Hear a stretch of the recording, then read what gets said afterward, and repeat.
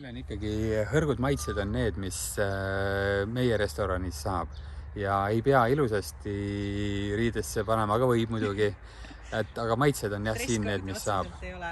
Aga näidake, minu arust te tõite laua peale ühe näidismenüü, mis saab ka siis laupäeval osta. Kas te tutvustate mulle seda?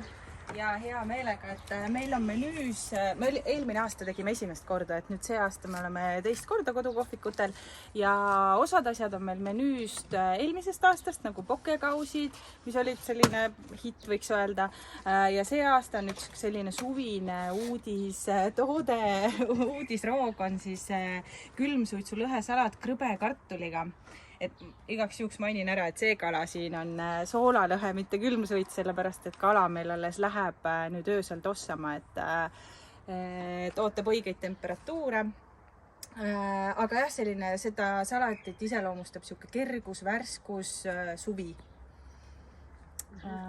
Mis teil veel menüüs on? Teil oli menüü vist isegi välja prinditud.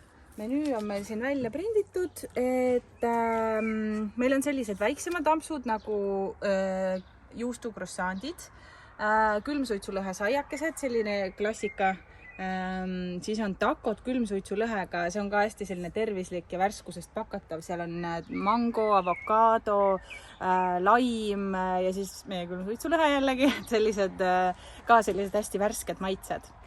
Ja siis meil ongi see külmsuitsulõhe salat, et need on need soolased asjad. Ja ma vaatan, et juua ei saa seekord mitte ainult morssi ja vett, vaid ka väga head ja kvaliteetset veini. Teie räägite veinidest. Et täna me siis tulimegi siia, et valida välja siis Aili ja Marko toitude juurde sobivad veinid. Kõik veinid on Prantsusmaalt, Prantsuse väiketootjad, kõik veinid on orgaanilised. Ja saab kindlasti proovida midagi sellist, mida enne proovinud pole. Sest antud veine siis saabki osta ainult otse meilt. Hetkel neid kuskil jaes ei müüda. Tulevikus tõenäoliselt restoranides leiab meie veine. Mis teeb veini orgaaniliseks? Siis kui viinamarja kasvatades ei kasutata pestitsiide ega herbitsiide ja veini valmistamisel siis ei kasutata sulfiteid. Et on inimesi, kellele siis sulfitid mõjuvad allergiliselt või tekitavad peavalu, et siis meie veinid ehk päästavad hommikusest peavalust.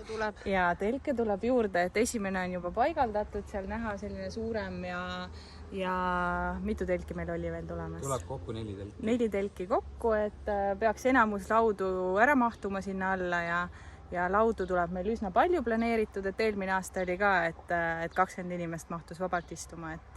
Kuidas maksta saab? Maksta saab meil kaardiga või sularahas. Kõik võimalused on olemas. Ja kordame veel üle, kus te asute? Me oleme Metsajaksti külas, Marjamaa tee 14. Sildid juhatavad juba Randvere tee äärest meie juurde. Ja mis kellast kellani? Oleme avatud kella 11 ja kuni külalisi jätkub. Seda ma saan aru, kala te teete siin omas kodus? Jaa. See ongi meie see, mis? Lähme. Miks kala praegu ei tossa? Või ei suitse? Miks kala praegu ei suitse? Hetkel on õues liiga kõrged temperatuurid ja sellepärast on vaja teda siis öösel tossutada, kui temperatuurid langevad, et ei läheks temperatuur üle 30 kraadi. Kas võib olla oht, et laupäevaks ei saagi kala? Saab küll. Õnneks öised temperatuurid on madalamaks minemas ja kas siis täna öösel või siis homme öösel saame siin juustud ja kalad kõik ära ilusasti suitsutada ja selle hõrgumeki sinna juurde anda. Kaua üks kala suitseb? Mitu tundi? Oleneb natukene tuultest, õhuniiskusest, aga selline 8–10 tundi. Aga just samamoodi? Ja just samamoodi, jah.